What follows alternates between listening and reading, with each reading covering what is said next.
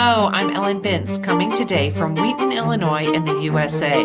Welcome to Impact, a podcast about how we can each bring about real change in the world and getting practical in making that happen. And hello, I'm Clive Johnson, coming today from Cambridge, or just outside Cambridge, in the UK. A special welcome if you're listening for the first time, and a big thank you to our new subscribers. Each week, we look at one aspect of how we can connect our hearts to offer healing for others with our collective intention, prayers, and meditation, and go behind the headlines of a critical happening in our world that needs our attention right now. In today's episode, we take one of these regular deep dives to more fully understand and tune in with something many of us, and I'm kind of pretty sure most of us, know only a little about, and see where we might hone in with our prayers and intentions. And as we record, it's August 5th, 2026. Yeah. And this is a big and important topic, as we'll see this week. So we covered quite a lot of ground, but see if you can stick with some of it at least. Yeah, hang in there, folks. Hang in And there. if you have a map in front of you, that might be even better. But That will be a good one, definitely. So with a lasting peace settlement between Israel, the US, and Iran regularly being violated, global attention has understandably been focused on activity that continues to disrupt shipping in the Persian Gulf, especially as it restricts the safe passage of vessels through the Strait of Hormuz. That is the narrow strip of water between Iran and Oman. Iran has shown how effective relatively few and low-cost drone attacks can be in disrupting a major route for global shipping, especially affecting the transportation of oil and liquid gas. However, on the other side of the Arabian Peninsula, another vital waterway is currently threatened with closure or restriction, in part due to the standoff between the US, Israel, and Iran.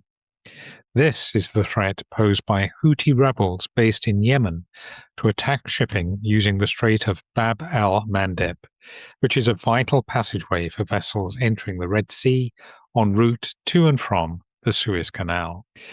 In this episode, we look at the background to this threat, seek to understand the current situation, and appreciate the deeply interrelated power play that Middle East and world trade stability depends upon, involving not just the Houthis, Iran, US, and Israel, but Saudi Arabia and other Gulf nations too.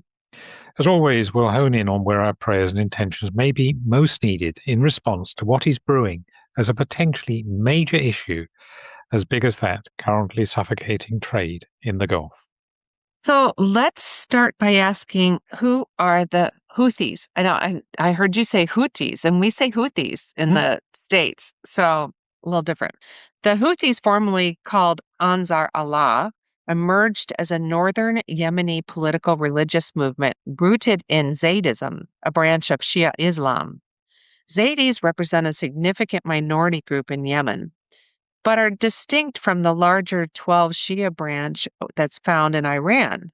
Most other Yemenis follow the Shafi'i school of Sunni Islam. The group became militarized in the late 2000s, fighting a series of insurgencies against former Yemeni President Ali Abdullah Saleh, with attacks on the government accelerating during the Arab Spring in 2011. They eventually overthrew Yemen's internationally recognized government in 2014. Estimates of the size of their force vary widely, from around 20,000 core fighters to as many as 350,000, with the higher estimate including irregular militia structures. That's a big difference between 20,000 and 350,000. Nonetheless, as a militia, they are a sizable force, not the small, locally based insurgency that they are sometimes portrayed as. Rather than being a small band of fanatics, the Houthis have become a state-like actor with a capital in Sinai, a governing apparatus, missile and drone capabilities, that's important, and the ability to threaten shipping in the Bab al-Mandeb, the narrow choke point, as we said, linking the Red Sea to the Gulf of Aden. Yemen has a population of about 43 million, and just over 40% of whom are aged under 15. That's incredible. The country ranks among the poorest nations in the world, with over half its population believed to be in dire need of humanitarian assistance, as millions face acute hunger, malnutrition, and disease. Only about 59% of health facilities remain fully functional, while access to clean water and sanitation is limited. Over 2 million children under the age of 5 suffer from acute malnutrition. Mm-hmm. Dire statistics for sure. Absolutely. It was quite a learning to me to realize that the Houthis, I'll use the Yeah. UK, I don't know which is correct, how large they are, how large a force, and how significant in terms of their role, their influence within Yemen. Yes. Not just this band of fanatics, perhaps a few hundred fanatics that they're sometimes portrayed as. It's a very serious organized force. I was glad to learn that because I also didn't really know who they were. I just Yeah. hear, Yeah. the word, and I didn't really know what was behind it. An ethnic group, essentially, or a particular religious Right. sect within that part of the world. Yeah. Right. Now, Yemen itself occupies a larger part of the southeastern Arabian Peninsula. This is where a map can be useful, including a coastline that forms one side of the Bab al-Mandeb Strait, this narrow maritime passageway connecting the Red Sea with the Gulf of Aden and the Indian Ocean. The Red Sea itself sits largely between Saudi Arabia and Egypt and includes the southern approach to the Suez Canal, through which ships navigate a shortcut route into the Mediterranean, then onto Europe and North America, avoiding the vast alternative journey right around southern Africa. Many key Saudi oil facilities are also located on the Red Sea. Up to 7 million barrels of crude oil per day from the kingdom's eastern fields have been routed to Saudi's west coast on the Red Sea since shipment from its eastern ports via the Gulf has been blocked. The kingdom's east-west pipeline is now operating at full capacity. Keeping the Red Sea open is therefore vital for Saudi Arabia and other Gulf-facing nations to be able to export oil while the Strait of Hormuz remains a precarious passageway. However, the UAE and Oman do have access to ports on the Gulf of Oman, that's south-facing, that do not require ships to pass through the Strait of Hormuz in order to reach the Indian Ocean. Iran has reportedly previously targeted some of these, including Duqm and Fujiru. These would also be within range of Houthi-launched drones. In the past week, Houthi drones have targeted a pumping station and other vital infrastructure on Saudi Arabia's main cross-country pipeline. The risk to a much greater disruption to oil exports than has been witnessed during the 5 months since the US-Israel attacks in Iran began is therefore now very high. The Houthis now control around 1/3 of Yemen's territory. Again, very significant, which includes over 2/3 of the country's total population living under its administrative and military control. They are opposed by other Yemeni groups, including the internationally recognized government, which is based in the south, various separatist movements in the south, and other tribal and Sunni political groups, including the Islah Party. Support or opposition to them among Yemenis is very polarized, with some welcoming their opposition to government corruption, while others resent their strict religious rules, taxation policy, and perceived role in not preventing the country's desperate humanitarian crisis from escalating. Not good. Yemen's long civil war shows no sign of ending. The Kingdom of Saudi Arabia entered the conflict because it saw a hostile Iranian-aligned movement on its southern border as being a strategic threat, and the war became one of the Middle East's most tangled conflicts. The kingdom is the main military, humanitarian aid, and financial backer of Yemen's internationally recognized government. Although this relationship is complicated, Saudi Arabia led a military intervention in coalition with the Yemenis to restore their hold of the capital after it was seized by the Houthis in 2015. However, the Saudis are primarily concerned with the security of their southern border, which has led to them holding direct peace talks with Houthi rebels while sidelining the Yemeni government.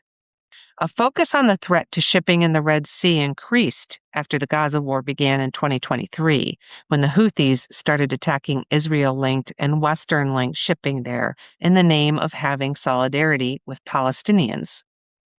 Those attacks badly disrupted shipping and drew retaliatory strikes from the US, UK, and Israel, turning a Yemeni conflict into a wider confrontation.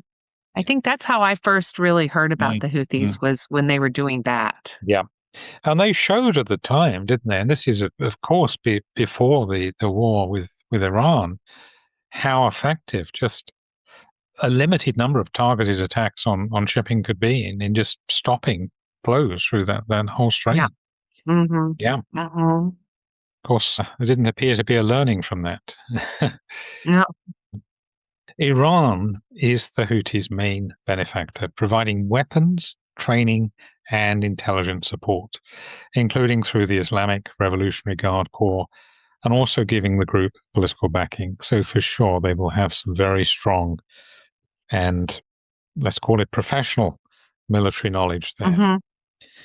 Analysts generally describe the relationship as being a partnership rather than about command and control. In this, the Houthis gain sophisticated military capacity, while Iran gains a partner that can pressure Saudi Arabia and, as we know, disrupt maritime traffic without direct Iranian attribution. This partnership is clearly a huge advantage from the Iranian point of view in its war front and bargaining potential with the US. The Houthis, too, must see that they can now step up in their role to support Iran's cause in its own war. What we don't know is what is going on behind the scenes, what role they may be playing in Iran's bargaining for peace, if they agree to hold off attacking Red Sea ships. We imagine this might well be at play and influential in how the US treads in its negotiations and military action. Iranian support has helped the Houthis project power far beyond Yemen. Their drone and missile program, plus their use of concealed weapon stores and mountainous terrain, so very similar to Iran, have made them resilient despite repeated US, UK, and Israeli strikes. In other words, they may be weakened by air attacks, but not eliminated by them, much like, again, it seems has been the case with the Iranian military capacity since the onset of war in February this year. And as with Iran, Houthi leadership is widely thought to be highly resilient. Being decentralized, this means that the removal or loss of individual commanders or senior figures would have only limited impact in allowing the organization to continue functioning. If America has learned about the nature of its enemy in Iran the hard way, it should take heed in contemplating any easy overflow of the Houthis. Another change that has a bearing on all of this is the nature of Saudi-Iranian relations, which have changed since the US-Israel war with Iran began. The formal détente between these two traditional rivals, which was agreed in a 2023 normalization deal, hasn't collapsed, but it has been severely tested, with Iranian military strikes on Saudi territory, albeit claimed to target US infrastructure. The Times of Israel claimed that Saudi Arabia has also undertook covert attacks on Iranian territory in a tit-for-tat exchange in late March. Mistrust is high, but Saudi Arabia is currently pursuing a continued dialogue with Iran, seeking to de-escalate the crisis. Saudi Arabia continues to look to the USA for support as its only ally capable of providing defense against Iran were the two to go to war. However, with caution and less confidence than previously that it would receive such support were a major conflict to unfold. It agreed a major civilian nuclear pact with the US last month, although may be wary about its infrastructure being targeted by the Houthis or Iran because of its strategic defense agreements with the US, which was signed in November last year. A lot going on there, isn't there? Oh, geez. Who can you trust? Yeah. That seems to be the name of the game. Well, it's a real dilemma for the Saudis, isn't it? They're trying to tread this very thin line and not escalate bad relations with Iran as well. Mm-hmm. Yeah. If the Red Sea passage were effectively closed to shipping, the global effect would be immediate and severe, especially for energy flows and container traffic moving between Asia, Europe, and parts of the Middle East. Bab al-Mandeb is a choke point for oil and for goods moving through the Suez-linked route. So closure would force ships around the Cape of Good Hope off South Africa, adding time, fuel costs, insurance costs, and freight rates. Europe, East Africa, and most Gulf states, especially Saudi Arabia, would be most affected. So too would South and East Asia, especially China and India, because they depend heavily on Red Sea transit for imports, exports, and energy flows. Longer voyages around South Africa would mean fewer ships being available at any given time and lead to higher insurance premiums, delayed inputs for factories, and higher consumer prices downstream. A full closure would therefore not just be a shipping issue, it would become a supply chain, an inflation shock with the greatest pain felt in Europe, the Gulf, and trade-dependent Asian economies, countries, and regions that have largely been at pains to avoid becoming involved in the war with Iran. Actual attacks need not happen to cause disruption. The mere threat of attack is enough to reroute global commerce. The world is truly on a knife edge over the next steps taken by the Houthis, Saudis, Iranians, Israel, and of course the US. Yeah. Yeah, good point. There just has to be a threat. Absolutely. And looking at all these, the knock-on effects again, the supply chains, the economic effects, and this is assuming that oil as well can still be transported through the Gulf of Oman, through the southern side of the Arabian Peninsula, which is by no means certain and is within easy range of Iran to strike as well. What strikes us in understanding a little about the geography of the region, the strong capability of the Houthis, the fragility of Saudi-Iranian relations, and the tinderbox fragility of the standoff between Iran and its aggressors, is how tense and complex the current situation is. A major escalation in the war would result were the Red Sea effectively cut off, potentially affecting relations between Saudi Arabia and the US, as well as bringing about a far greater crisis in global trade and oil supply than has been seen so far. Since the US-Israel war with Iran, the Houthis have been drawn into the wider confrontation, adding to Iranian pressure against its enemies. The group fired missiles at Israel in March as the widening US-Iran confrontation evolved. This means that they have become more central to Iran's strategic posture because they can threaten Bab al-Mandeb, while Iran faces pressure elsewhere, including, of course, in the Strait of Hormuz. Secondly, as we've mentioned, Saudi Arabia now faces renewed uncertainty because its Red Sea export route would be exposed if the Houthis choose to escalate further.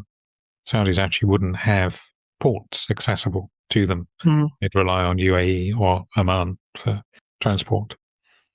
Meanwhile, some commentators believe that US military capability to target Iran is now more limited than previously, owing to its depletion of Patriot and other sophisticated weaponry in the war.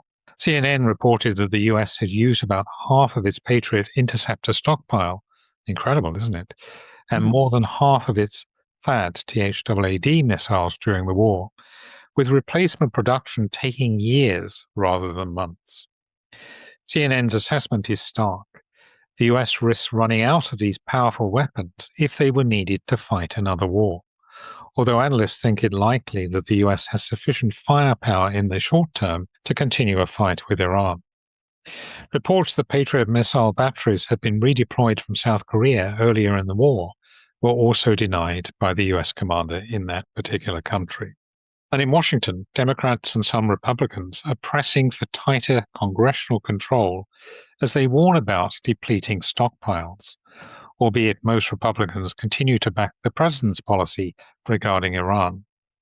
Congress recently backed a resolution limiting further military action against Iran, while the Senate blocked a similar measure, showing how divided the issue is on Capitol Hill. That's a true statement. We hear about that quite a bit. So, are there any prospects for peace? Commentators are generally cautious about any near term prospects for peace. The main reason is that the Houthis remain embedded in Yemen's deadlocked civil war, while also having incentives to preserve the threat of disruption as leverage against both Saudi Arabia and the wider anti Iran coalition. While they may be cautious about provoking a broad regional response, especially if this risks pulling Gulf states deeper into the war, they currently yield undoubted power and pose a significant risk to bringing about stability in the region. Because of this, it's possible that there may be tactical pauses, but a lasting settlement currently seems unlikely. Iran also reportedly believes Israel will recommence a full scale attack on its territory ahead of Israel's general election in October this year. Benjamin Netanyahu's Likud party has just regained its lead in a new poll released last week, bolstered partly by his bullish stance toward Israel's defense. Most Israelis support continued conflict with Iran, compared to only 1 in 3 Americans supporting ongoing U.S. military action in the Middle East, according to a Reuters Ipsos poll released last week. If such an attack occurs, short or serious American pressure on the current Israeli prime minister, it's very possible that all gloves will be off and the Houthis may have Iran's blessing to show their might. Moreover, like the Iranians, the Houthis have an interest in appearing indispensable and militarily formidable, while Saudi Arabia has an interest in avoiding a costly regional escalation and preserving its own maritime and energy security. That means the prospects for peace depend less on goodwill than on whether the parties conclude that continued escalation is too expensive for each party. This may well be the case for most of the actors involved, although possibly excepting Israel. A desire to avoid escalation and U.S. pressure on Israel may offer the greatest hope for containing the threatened crisis. Yeah, Ugh. yeah, and it's not just with Iran, is it? As we said earlier, it's also with Gaza, and even this last few days before we were recording, there've been reports of Israeli strikes still on Gaza, despite the supposed new peace deal been announced. Mhm. Yeah. So they are the ones really who potentially have the greatest power, in a sense, to escalate this at the moment. So, where might we hone in with our intentions and prayers? So, this is the point, as always, you might want a bookmark to come back to as we invite you to join us in sending intention. As always, we'll put the bookmark in the show notes as well. And as we go through each of these, you may wish to pause to allow yourself time to reflect and to connect with each of these suggested points of focus for our prayers and intention. So, taking a moment now just to allow yourself to properly arrive, to become present, and to allow yourself to become physically grounded and connected with your own higher self, your ground of being, your source, inviting this flow of loving kindness energy as we open ourselves to these suggested intentions. We will that those who are able to provide humanitarian aid for Yemenis people will have wisdom to know how to ensure that this reaches them for the highest good, and that Houthi and Yemeni government officials will be moved to guarantee the safety of those delivering such support. We ask that those Yemeni people who are controlled by, but who feel oppressed by Houthi control, will be bathed in light and sustained in hope. We pray that Western journalists will be moved to educate their audiences about the reality of the situation in Yemen, including accurately portraying the Houthi movement. We ask that government officials and diplomats will understand their organization, capacity, and mindset, and know how to respond in their diplomacy or other action. We ask that both Yemeni government and Houthi leadership will be moved by a desire for peace in their country and have wisdom to know how their civil war stalemate can be broken, allowing a lasting peace to be found that serves the highest interest of all Yemeni people. We will that Iranian and Houthi government and military commanders are minded to not open a third front in the war on trade by targeting Omani and UAE ports in the Gulf of Oman. We ask for wisdom for the Saudi government in its dealings with both the Yemeni government and Houthis to maintain stability within the country while protecting its own border. We pray that Iranian and Saudi leaders will be moved to maintain the peace and dialogue agreed between them under the 2023 normalization deal, seeking to de-escalate the current tension, rebuild trust, and avoid a return to open hostility. And this week, as we reflect on the perilous situation in and around Yemen as the Houthis threaten to disrupt shipping in the Red Sea, target the vital Saudi east-west oil pipeline, and inflame relations with Saudi Arabia, we suggest holding as our main intention. We will that wisdom will prevail in the White House, Tehran, Riyadh, Jerusalem, and among the Houthi leadership to seek de-escalation in the complex geopolitical quagmire in which they are embroiled. Please join us in holding this. Yeah, there's a lot going on, isn't there? And a lot that needs to be contained or could explode. It's just very, very complex. Yeah, it's a big intention, but let's hope we can make an impact. Indeed, absolutely. So that about wraps it up for this episode. Remember, you can connect with us in the Facebook group and for live intention holding in my daily Insight Timer offerings and with Ellen in the Labyrinth Activist Network's Zoom calls. Details of how to hook up with these are in our show notes. Look out too for our next special topic episode, which we'll be releasing in the next few days. Thank you for listening and for sharing with us in Holding Intentions. We look forward to connecting again next time. In the meantime, thank you, go well, stay safe. And remember, we're more powerful together. Impact is presented by Ellen Binns and Clive Johnson and produced by Impact Productions. Our theme music is by Chris Collins and our logo artwork is by Auto Classic. Subscribe wherever you get your podcasts and please leave us a review on Apple Podcasts, Spotify, Audible, or your favorite podcast provider. We're a non-commercial podcast dedicated to people of any faith tradition or none who yearn for healing in our troubled world. Please pass on the word so others may join us in making an impact. Thank you for listening.